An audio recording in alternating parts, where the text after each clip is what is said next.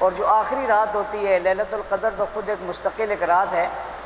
جو آخری رات ہوتی ہے جس کو لیلۃ الجائزہ کہتے ہیں، یہ رات جو اختتام کو ہوتی ہے، رمضان ختم ہو جاتا ہے، وہ رات بھی اتنی قیمتی ہے جس کے کوئی برابر نہیں ہے۔ اس لیے یہ جو لمحات ہیں انہیں اہمیت کی نظر سے دیکھنا چاہیے۔ دوسری بات یہ ہے کہ رمضان المبارک میں انفرادی عمل زیادہ ہونے چاہیے، بندے کو خود جو ہے وہ اللہ کی طرف متوجہ ہونا چاہیے۔ اس کی بہت ساری جو ہے وہ طریقے ہیں۔ ایک تو یہ ہے کہ بندے کو قرآن کریم کی تلاوت بہت کرنی چاہیے، اس لیے کہ قرآن کا تعلق رمضان سے اور رمضان کا تعلق قرآن سے بہت گہرا ہے، یہ آپس میں ملے ہوئے ہیں۔ قرآن کریم نے کہا شہر رمضان الذی انزل فیہ القرآن، یہ قرآن میں نازل ہوا، اور دوسرے کا ارشاد ہے انا انزلنا فی لیلۃ القدر وما ادراک ما لیلۃ القدر لیلۃ القدر خیر من الف شہر۔ یہ لیلۃ القدر رمضان میں ہے، اور اس رمضان کی اس رات میں قرآن کریم جو ہے وہ نازل ہوا ہے۔ تو رمضان کے مہینے میں نازل ہوا، رمضان کی رات میں نازل ہوا، رمضان کے ساتھ قرآن کا بہت گہرا تعلق ہے۔ تو رمضان المبارک میں قرآن کو پڑھنا چاہیے، خوب پڑھنا چاہیے، اور پڑھنے کے ساتھ ساتھ قرآن کو گہرائی سے سمجھنا چاہیے۔ آپ میں سے بہت سارے لوگ کہیں گے مولانا صاحب آپ کہتے ہیں قرآن کریم کو سمجھنا چاہیے، ہم تو قرآن کریم کا ترجمہ پڑھے ہوئے نہیں ہیں، ہم کیسے سمجھیں گے؟ اس کے ایک طریقہ میں نے غور کیا تو مجھے سمجھ میں آیا، وہ یہ ہے کہ اگر آپ کو کم از کم قرآن کریم کا ترجمہ نہیں آتا، اس کے حروف پر غور کریں۔ آپ قرآن کریم کی تلاوت کر رہے ہیں نا، تلاوت کرتے ہوئے اس کے حروف پر غور کریں۔ جب آپ کے اس کے حروف پر غور کریں گے، ان کے حرفوں پر غور کریں گے، اس کی آیاتوں پر غور کریں گے، جو لفظ آپ پڑھ رہے ہیں اس لفظ پر غور کریں گے، اور ساتھ ساتھ یہ سوچیں گے کہ یہ جو لفظ میں پڑھ رہا ہوں یا جو حروف پڑھ رہا ہوں، جو آیات پڑھ رہا ہوں، یہ حروف یہ آیات اللہ نے خود پڑھی ہیں، یہ اللہ نے خود پڑھی ہیں۔ قرآن کریم کی ایک صفت یہ کہ کلام اللہ ہے،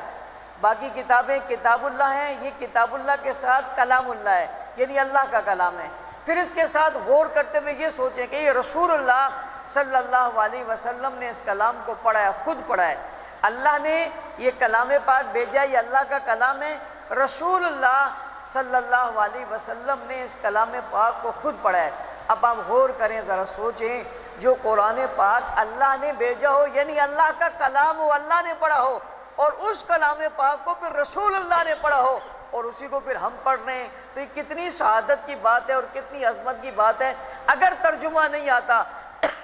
اور اس کی جو ہے شان ورود اور شان نزول معلوم نہیں ہے، اور اس کی صرفی اور نحوی صورت معلوم نہیں ہے، اور اس کی جو ہے وہ تفسیر معلوم نہیں ہے، یہ تو معلوم ہے نا کہ اللہ نے اتارا ہے، یہ تو معلوم ہے نا کہ رسول اللہ صلی اللہ علیہ وسلم نے اسے پڑھا اور پڑھایا ہے، یہ تو معلوم ہے نا کہ اللہ تعالیٰ کی یہ آخری کلام ہے، یہ تو معلوم ہے نا کہ یہ اللہ کا آخری کلام ہے۔ اتنا تو علم ہے نا کہ اس سے بڑی کتاب کوئی نہیں ہے، یہ تو علم ہے نا کہ اس سے بڑی کتاب دنیا میں آئی کوئی نہیں ہے، یہ تو معلوم ہے نا کہ قیامت تک ایسی کتاب نازل نہیں ہوگی، یہ بھی سچ اور حق ہے نا کہ یہ لا ریب بھی ہے، لاجواب بھی ہے، مقدس بھی ہے، بہترین بھی ہے، برتر بھی ہے، اعلیٰ بھی ہے، یہ بھی تو جانتے ہیں نا کہ اس کا صرف پڑھنا بھی ثواب ہے، دیکھنا بھی ثواب ہے، اور رکھنا بھی ثواب ہے، اور چومنا بھی ثواب ہے، اور اٹھانا بھی ثواب ہے، اور اس کو ایک نظر دیکھنا بھی ثواب ہے، یہ تو معلوم ہے۔ تو اسی پر غور کر لیجئے کہ کلام کتنا اچھا ہے، اس کو پڑھنا ثواب ہے، اس کو دیکھنا ثواب ہے، اس کو اٹھانا ثواب ہے، اس کا پڑھنا ثواب ہے، اس پر عمل ثواب ہے۔ اسے اللہ نے پڑھا، اللہ کا کلام ہے، اسے رسول اللہ نے پڑھا، اور رسول اللہ نے صرف پڑھا نہیں بلکہ پورے کا پورا قرآن رسول اللہ نے پڑھایا بھی ہے۔ ہم رسمن قرآن پڑھتے ہیں، ہمارے ہاں رسمن ہے، رسمن بچوں کو بھی رسمن پڑھاتے ہیں، خود بھی رسمن پڑھتے ہیں،